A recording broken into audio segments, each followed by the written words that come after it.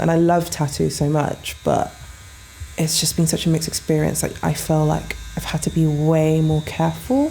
There's just so much like colourism and downright racism in like the spaces that is scary. I'm Tash. I'm Matthew. And we are the owners of Bleeding Hearts Tattoo. We wanted you to step in and maybe feel like you're in your auntie's house. The vibe in the shop is just really nice and friendly. These guys are my safe space, they are my best friends. We wanted everybody to feel comfortable, so regardless of your age, your gender, your like diagnoses. I definitely think that there is a link between being neurodiverse and getting tattoos. Anyone who's differently wired, they kind of benefit from getting taken back into their body, similar to how like stimming works, I think.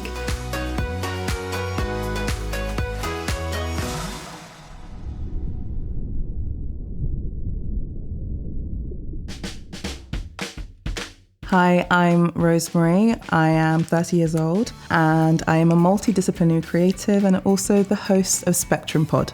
So I have ADHD.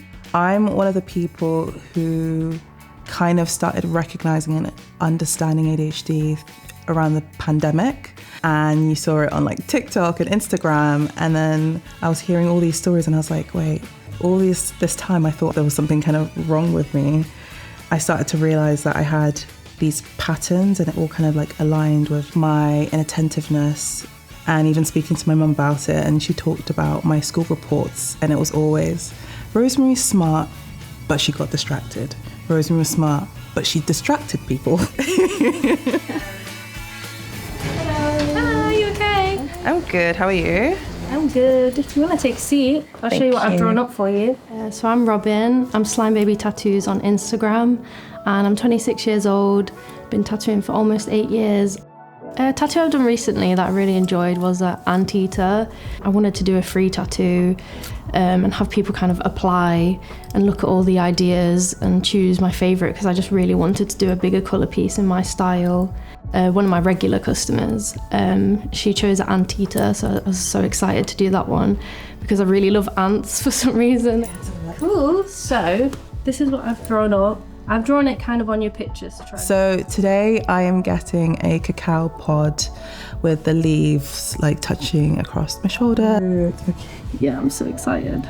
It's just going to frame the shoulder nicely and just look really pretty as well. What's the significance of this tattoo, if you don't mind me asking? So a couple of things. So first thing is I'm from Ghana, and so Ghana is known for its chocolate. I thought that was like a subtle nod to my culture and where I'm from, but also because recently the government in Ghana has put legislations in for the processing of this resource. That means that we're reclaiming our resources, and as opposed to just being exploited as they have done for hundreds and hundreds of years. And I thought, what way to commemorate the changing and evolving that's happening across Africa than to get that.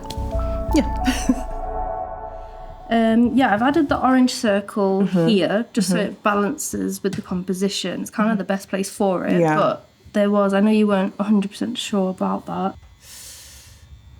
I'm going to commit. Yeah, and go for the colour. For the colour. I do think it is really cute.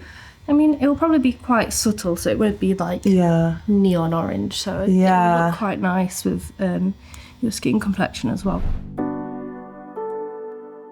So there's definitely been a lot of misconception when it comes to darker skin tones and colour.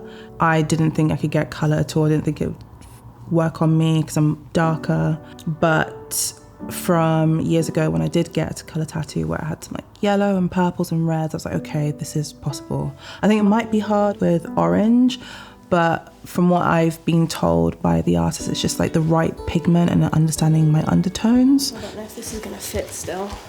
A lot of artists, like, maybe not so much now, but it's just that blanket, no, you can't have colour tattoos, your skin's too dark, and it's not true. I've done colour tattoos on darker skin, and they heal differently, as long as the client's aware of the fact that they will heal slightly different to someone who's got lighter skin tones.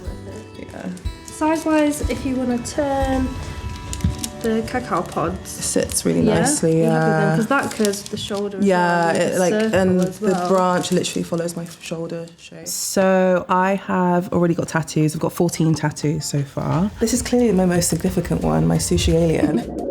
This was a whim, I'm not gonna lie. It's also because I like Japanese culture and alien conspiracies. So that's really deep for me. I definitely think that there is a link between being neurodivergent and tattoos. It makes sense because you can express yourself. You kind of build like communities within that as well. And I just think, I don't know, it just scratches an itch. And every other person who I've spoken to who has tattoos typically is kind of like neurospicy. Oh, wow. This is so cool. Is it? Yeah, you've literally captured what I wanted. The placement as well, the leaves makes so much sense. The flow. The amount of strappy tops I'm about to wear this summer, guys. Okay, you ready? I'm ready. Let's go for it. Cool. If you need a break at any point, if you're woozy, anything, just let me know. I'll do. Let's go. Oh yeah, the old familiar feeling. What has your experience been in the past with getting tattooed? I know you mentioned kind of a few things, but... It's been mixed experiences, not all positive, unfortunately. I know that everyone has different stories, but I think with having more melanated skin and darker skin, you have to be way more selective. So I've had tattoo artists tattoo too deep into my skin before because of the stigma of thinking that Black people have thicker skin, and it took really about a year to properly heal. And most of my other tattoos would take maybe 3 weeks. And it heals a bit weird, or like the blowout just all blends, you can't even tell what the details are. And I'm like, this is on my body forever, you know? And I love tattoos so much, but it's just been such a mixed experience. Like, I feel like I've had to be way more careful. And then there's just so much like colourism and downright racism in like the spaces that is scary. There's loads of misconceptions about like having to press harder or things like that. So the skin's, in my experience, skin's more like delicate, and I actually have to take more care and make sure there's no scars and things like that. Just, being gentle. With the like past season and stuff, it was like neurodivergency and stuff like that, but we're also a safe space for people of different skin colours and body types as well, not just like disabilities. So I know that you've also got ADHD. What has that whole experience been like for you? I mean, it's kind of a recent, like past year thing where I've realised I've got it. I've not been diagnosed yet because, again, with ADHD, it's hard to even start the process of it. 5 years, isn't it? Yeah, even just calling the doctor, it's really hard for me. Yeah, how about you? Growing up in a culture, like African cultures, like mental health is not a thing. Yeah. Like, it's getting better now, but for so many years it was dismissed. I speak to other friends, they're like, oh, their parents would be like, it's a white people problem, things like depression and that. And it's like, really? Yeah. No, mental health doesn't discriminate. So both my parents are Ghanaian. I myself was born in Ghana, but I came here when I was 2 years old. Growing up, things like mental health, there wasn't really space for that. Culturally as well, things like ADHD and autism, it doesn't come into it. It's not really considered at all. It's massively improving now, but they would have these places where you take your child if they're autistic. They wouldn't call it autism, they would just say they try to take out the evil out of them. It's just because it's just that like lack of understanding, that lack of knowledge, but that's changing quite a bit now.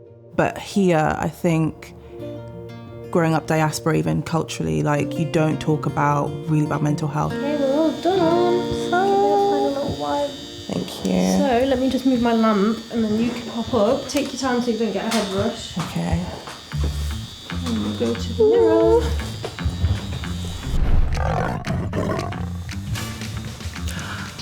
Oh my God. Oh my God. Wow. Yeah, this is so cool. Oh my God. Yeah, this is it, and a little bit of like pop of orange Yeah, the there orange as is well. a bit leaky, but it will like settle. Yeah. Oh my god, I love that. Thank you so much. You're welcome. Thank you for letting me do it. Do you know what? It's been such a great day. I've been feeling very zen, very, very good. Working with Robyn and just chatting to Robyn, she was so gentle, she was so understanding of like my anxiety with getting the tattoo, and especially colour. I almost like hesitated at getting it at all.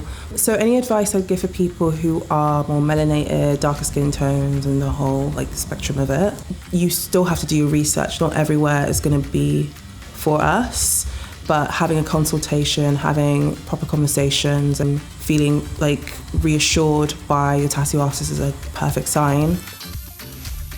Really just be clear with what you want, be like steadfast in, you know that you deserve to have these types of tattoos, you deserve to be able to get tattoos, colour, whatever it is you want.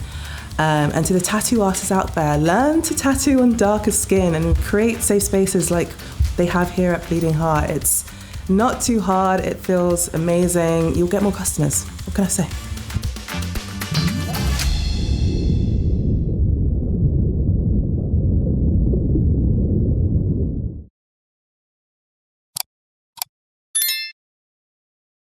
Thanks so much for watching. Make sure you subscribe to get weekly videos from us, and also subscribe to our brand new Patreon. You're gonna have some exclusives, videos, interviews, and so much more. See you next time.